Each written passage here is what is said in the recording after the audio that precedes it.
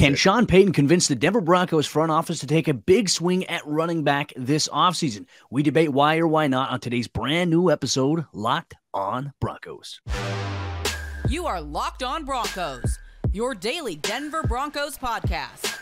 Part of the Locked on Podcast Network. Your team every day. What's up, Broncos country? Welcome into a brand new episode, Locked on Broncos, your daily Denver Broncos podcast, part of the Locked on Podcast Network, your team every day. Thank you so much to everybody in Broncos country for tuning in and making Locked on Broncos your first listen of the day. Every single day you can get this podcast free and available everywhere you get your podcasts in audio format. Or if you want to watch us, you can on YouTube. Do us a favor, hit that subscribe or that follow button down below so you never miss out on a day's worth of Denver Broncos news, content, coverage, and more. This episode is brought to you by FanDuel Sportsbook, official sportsbook partner of the NFL. Make every moment more. Visit FanDuel.com/LockedOn today to get started. I'm your host, as always, Cody Roark, Broncos reporter for Mile High Sports, joined alongside, as always, by my co-host, Sayre Bedinger, site expert, predominantlyorange.com. Now, while we'll dive into the aspects of whether or not Sean Payton can convince the Broncos front office to spend big, potentially on running back this offseason, we're going to open things up. This is a mailbag episode. Some great questions we've received, from some avid listeners all across Broncos country. Starting things off here with Broncos cornerback Damarri Mathis. Sayre, it's great to see you, my friend. Great to talk with you. We received a question from Wyatt on this one about, can Damarri Mathis take an even bigger leap in 2023 if he gets the chance to start opposite of Patrick Surtain? I think there's a multitude of angles we can approach this question from. I'm excited to break it down with you.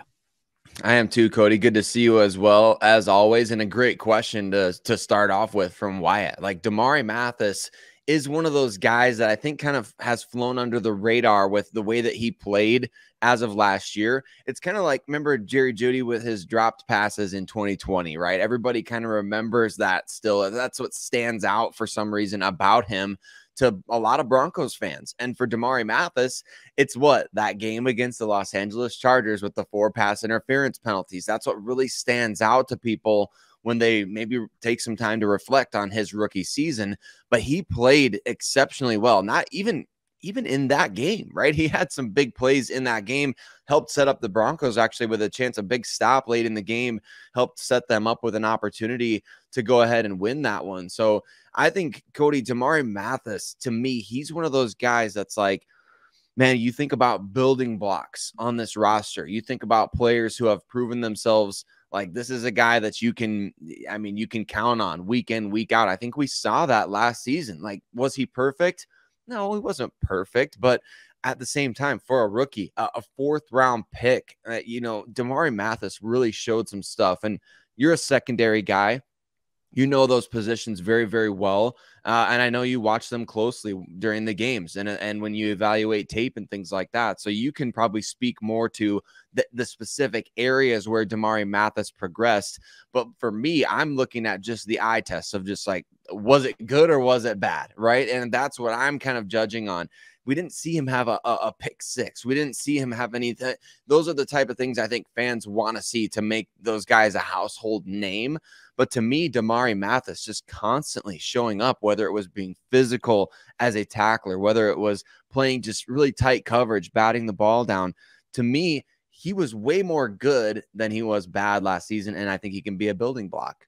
Yeah, no, I agree with you there. And it's funny how, I mean, you're right. This is just normal human behavior.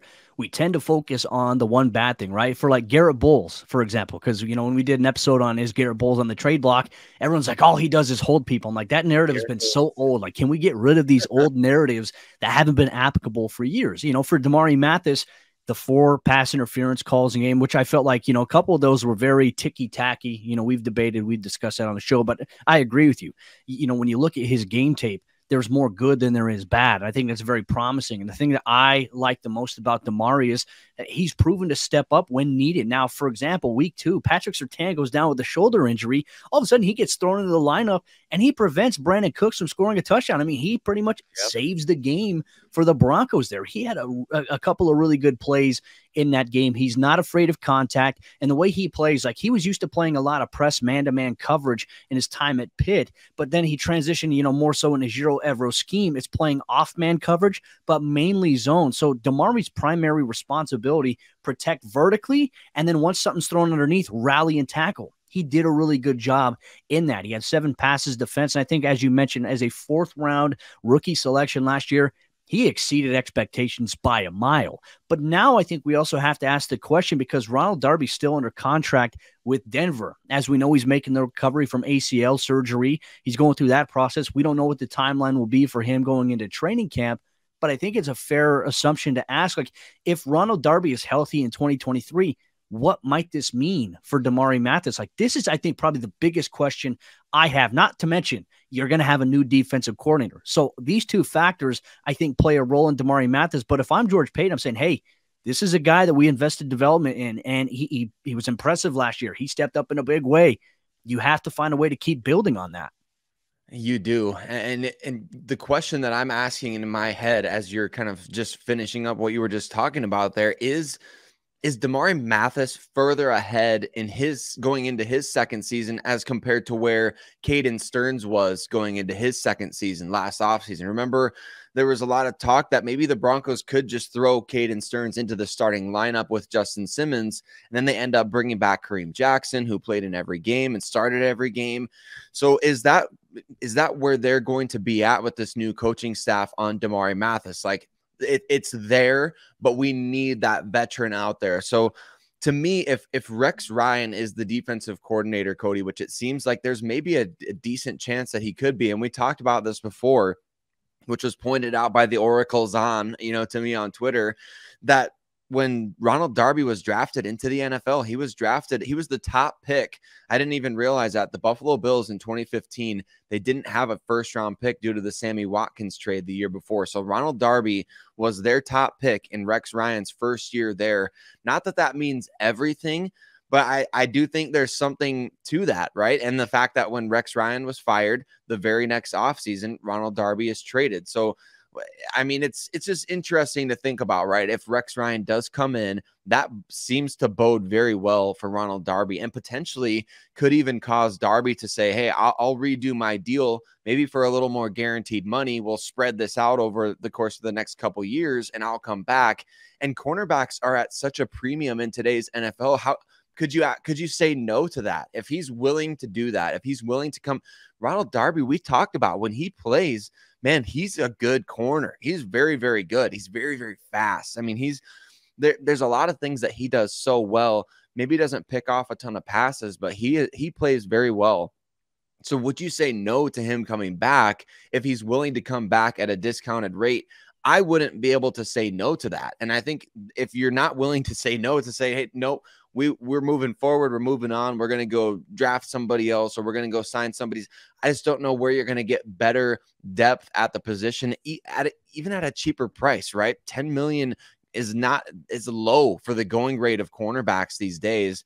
So Ronald Darby, with his situation, initially I thought, Cody, he's for sure a cap casualty or trade candidate. But the more and more you think about it, the harder it might be to let him go. Well, and you have to make the case, too. Denver's depth at cornerback right now, I mean, from proven depth, like guys who can step up and start. We know Damarri Mathis can do that, right? So does it hurt the Broncos a year if Ronald Darby comes back to continue his development? He'll still play. I think he'll still find a way onto the field. I mean, he's too good of a player to not have on the field. That is a question we want you to answer here, Broncos country. What is the dilemma between Ronald Darby and Damarri Mathis? Drop in the YouTube comment section down below. But on today's episode, Locked on Broncos, our next mailbag question has to do with, will Sean Payton convince the Broncos front office to potentially spend big at the running back position this offseason? You'll get that and much more in today's episode of the show.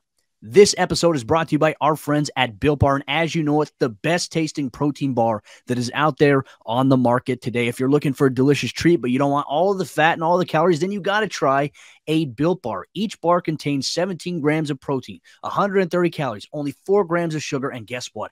100% milk chocolate. That's the thing I like about that. And they have a wide variety of flavors like churro, peanut butter brownie, coconut almond, And you can get yours at built.com. Or if you have a Sam's Club, you can go buy a bulk box of 13 bars at Sam's Club today with a wide variety of flavors. Or if you have a Walmart near you, you can go to the pharmacy section and you can pick out a box of 4 Built bars today. Make sure you go check it out and thank Locked On Broncos later. As we continue on today's episode of the show, can Sean Payton convince the Broncos front office to potentially spend big in free agency at the running back position, considering his background of being a heavy run to open up the pass type of facilitator in his tenure in the National Football League? Thank you so much, Broncos Country, for tuning in and making Locked On Broncos your first listen of the day every single day on your favorite audio podcasting platform or whether you watch on YouTube. I mean, Sayre, this question comes in from Larry as like, how might the Broncos approach the running back position this offseason? And they even threw a name in there. Could they maybe take a look at a guy like Samaje Perine, who formerly played for the Cincinnati Bengals? I think when you look at the running back position, it's kind of like how we viewed linebacker last year, at least in my opinion. I look at running back right now, and I know there are a lot of question marks surrounding Javante's injury. But to me, I think the more questions we have about that position, the more I think that Denver's actually going to be okay at that position. I know it sounds weird, but that's how we felt about inside linebacker last year for Denver. What are your thoughts on this? You know, Cody, I know that there's a lot of very strong opinions out there when it comes to investing in the running back position. There's certain people who just believe, and I tend to agree a lot of times with this. You only invest day 3 draft picks in the running back position. That's it. They have a shelf life. And you just don't pay running backs. You don't invest premium draft real estate. A lot of people were mad when the Broncos took Javonte Williams in the 2nd round. And, you know, I mean, you kind of see where they're coming from. A guy gets hurt, and at that position, you've invested a 2nd round pick. Of course, anybody can get hurt in the NFL, but it just backs up, I guess, what their argument is. To me, I have a very, very open mind when it comes to the running back position. Like, I don't know. Maybe I'm just starved for offense, Cody. Maybe I'm just starved for more playmakers in Denver. But back in the 2020 offseason, I could kind of see the writing on the wall for somebody like, hey, it could make sense for Melvin Gordon to come in. And we talked about that. You and I did we weren't doing the podcast at that time together, but we talked about that in our, Slack chats and things like that on Twitter. You discuss these things. And it's just like, you could definitely see this happening. This free agent class at running back might be the best you'll ever see. And I think that gets diminished again because of the positional value there. But 5 running backs in this class had 1,000 yards last year. I think there was one season just a couple years ago where barely 5 guys in the entire NFL had 1,000 yards rushing. This free agent class is way oversaturated. And what does that mean? It means that you're going to be able to find some kind of bargain somewhere within that group. And so to me, I don't see any way the Broncos don't dip in this free agent pool outside of Latavius Murray, who I think they will bring back. But you look at just Sean Payton historically, the running back systems he's used. What was the first draft pick that he ever made when he was with the New Orleans Saints and Mickey Loomis? Reggie Bush out of USC, right back in 2006. And then they had another 1st rounder, Mark Ingram. They had, Alvin Kamara was a huge pickup for them. They've had so many guys throughout the years that you can see he likes this position a lot and he relies on it heavily. I think he believes foundationally in order for the offense to be at its best, right? And I think when you look at him from 2006 to his last year in 2021, the run game was the primary emphasis for him always, even with Drew Brees, right? And was like, I felt like, yes, you passed more with Drew Brees when he retired. You didn't pass as much, but I felt like the emphasis was the run game, right? And because you had such a dynamic threat with Alvin Kamara in New Orleans, you were able, like, ripping off chunk plays. Then it opens up play action. Then it opens up the quick passing game for Drew Brees and even Taysom Hill and some of the other quarterbacks that have been in that system. But for me, I think you always have to look at all the options, right? And I don't disagree with you. I do believe you have to have an open mind at the running back position because, as we've seen, you can go through a running back room like that quickly. So many injuries can impact it because it is the one position that I think takes the most contact outside of offensive line, defensive line, trench warfare. For me, let's take a look at some options here. I think when we look in-house, there is Chase Edmonds, who is on the roster, who did have some impressive plays. Does he fit the mold and maybe what a Sean Payton's looking for? If not, the Broncos can cut him and save essentially $5 million. but they could also approach him to restructure, right? And he gives you that pass catching element out of the backfield. You also have Tyler Beatty, who also had an impressive final game for them last season. Is he a guy that's going to crack your top 53? I'm not sure at this point, right? I think it's all about potential. I mean, he was a rookie last year, so it's hard to really say. But while you do have your stable of running backs, your starter, your backup, and your third down back, right? I think you need to have 3 on an active roster. I think to have sustainability, you need to have guys in the practice squad that can develop and build into the system as well. So Tyler Beatty is an option. But then you look at some other guys that have ties to, like, let's say, George Payton. Guess who? Alexander Mattison is one guy who was there in Minnesota when George Payton was the assistant GM to Rick Spielman. I think you have to take a look at that. Jerick McKinnon. I mean, are the Kansas City Chiefs going to let him out of the building? I don't think so, because he's dynamic as a runner. He's dynamic as a pass catcher out of the backfield. And then there's Kareem Hunt. I mean, there's so many options that Denver can look at. And everyone's going to say, okay, swing big for the Saquons and the Josh Jacobs. I don't think that's in the realm of possibility for Denver, though. No, it's probably not, because those guys are probably going to get franchise tagged, right? I mean, and they're going to get big money, but I do think there's value at the bottom of this.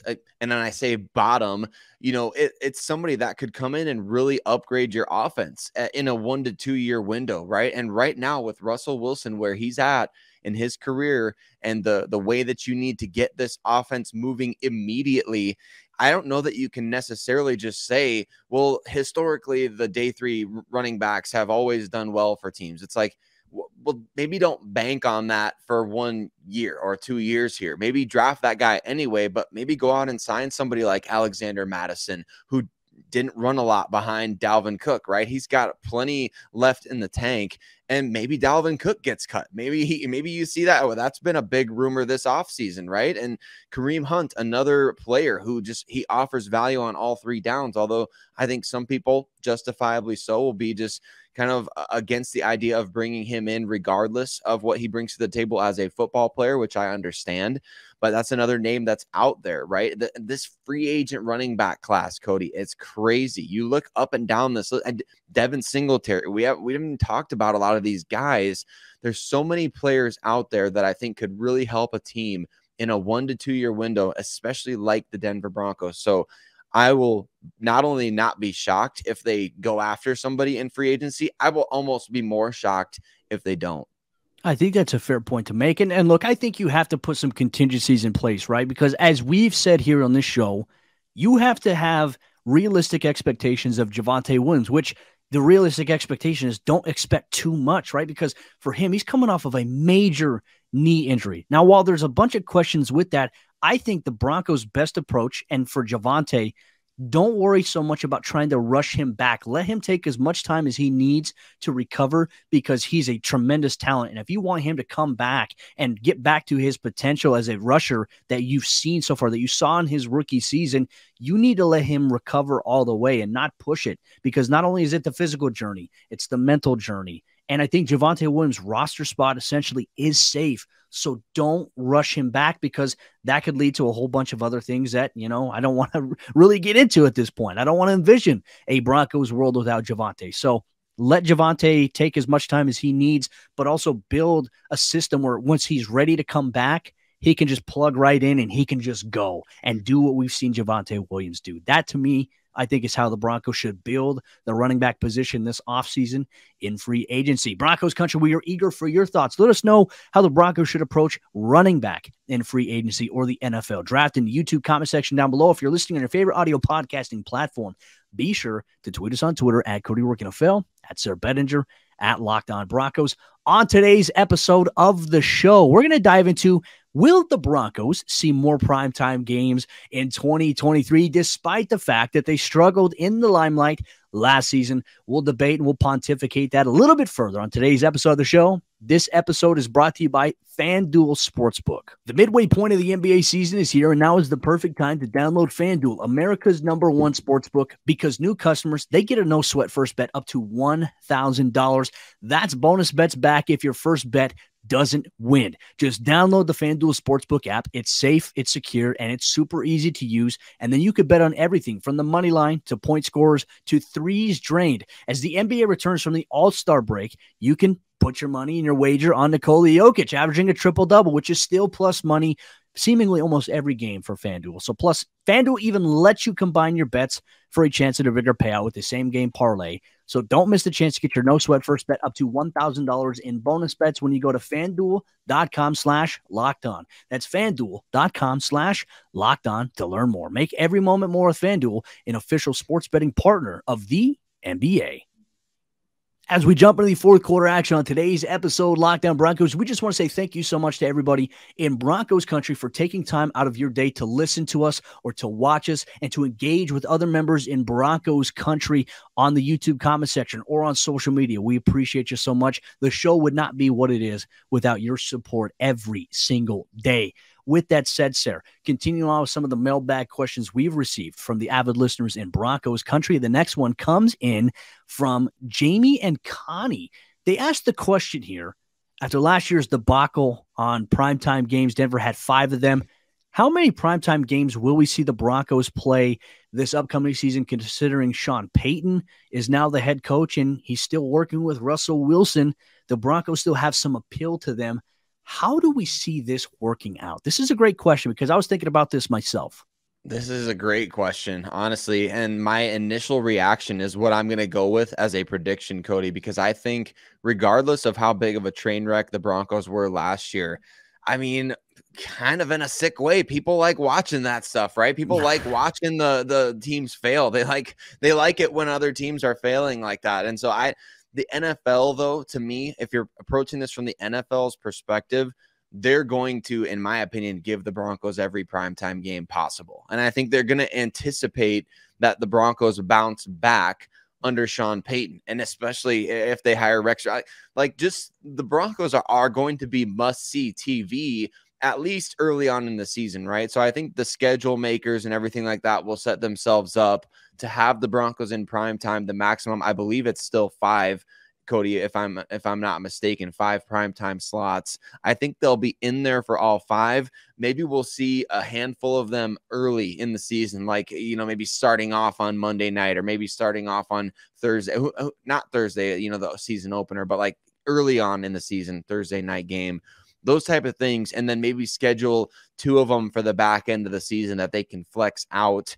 I think that's where we're going to see the Broncos this year, because people are going to want to see, hey, early in the season, can Sean Payton make the impact? Is Russell Wilson going to be able to bounce back? If not, watching him fail seems to be one of every NFL fan's favorite things to do these days. So I think primetime games, they're going to be aplenty again in Denver in 2023. We often at times, right, national media especially, looks at how last season went. They're like, oh, yeah, this is the reason why they shouldn't be on primetime. And granted, look, going back and watching maybe the Jaguars game probably wasn't as disastrous, right? Because obviously Denver won, but it got off to a rough start. Denver was rough on the eyes. Like, it was primetime games were like, please, like at the end of the season, it was to the point where all of us local reporters were begging, please flex the Broncos out of Sunday Night Football against the Chiefs. Yep. We were begging and we were asking for that. And, luckily that was the case. That did happen. And, maybe it would have been a more intriguing Sunday night game because the Denver stormed back from the 27-0 deficit.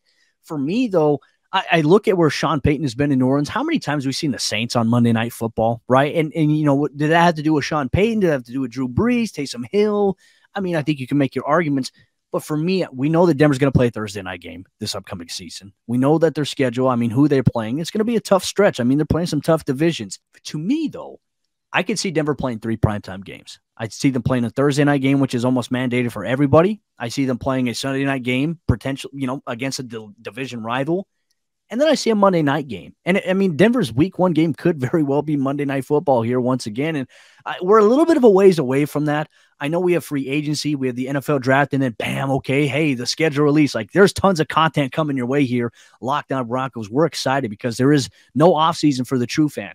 I think you can't hold how Denver performed last year against them this year, right? Because as we've seen, there are many teams that have struggled one year that have been good the next. And I think that Denver, when you look at, teams around the NFL in terms of a worst to first, Denver's probably got the best optics or the best statistical probability of being a team that could go from worst to first, even though the Kansas City is in the division.